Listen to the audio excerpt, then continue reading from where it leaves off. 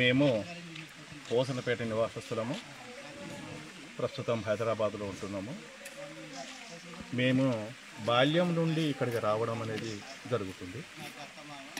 ప్రతి కార్తీక పౌర్ణమి రోజు వస్తాము, దర్శనం చేసుకుంటాము.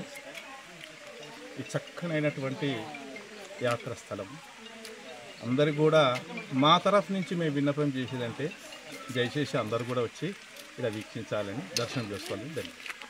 అమ్మగారి ఊరు గత 50 సంవత్సరాల నుంచి వస్తున్నాం. ఇక్కడ మధ్యలో అమ్మ వస్తాం, కానీ ఎవ్రీ టైం కార్తీక పూర్ణం రోజు ఇక్కడికి వచ్చి మేము పూజ చేసుకుంటాం. యాదాద్రి జిల్లా ఆలేరు మండలం నుండి 6 కిలోమీటర్ దూరం ఇక్కడ కొలనపాక రాఘవపురం దక్షిణ కాశీ విశ్వేశ్వర స్వామి వారి ఇక్కడ స్వయంభూగా వెలిసింది. 4 యుగాల నుండి ఇక్కడ ప్రాముఖ్యతగా చెంది కాశీ తర్వాత రెండో కాశీగా పేరుగాంచి ఉంది.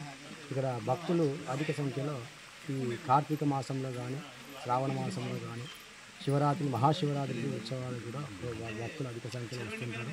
ఇక్కడ ప్రత్యేకంగా ఇప్పుడు ఈరోజు కార్తీక మాసం సందర్భంగా ఈ సత్యనారాయణ వ్రతాలు, పొద్దున్నే ఉదయం అభిషేకం, విఘ్నేశ్వరుని పూజ, నవగ్రహారాధనతో అభిషేకాలు ఇక్కడ భక్తులు హైదరాబాద్ నుంచి ఇక్కడ వచ్చి వీళ్ళు అందరూ కార్యక్రమాలు, కార్తీక దీపాలు కాశీలో పెట్టడం ఇక్కడ స్పెషల్.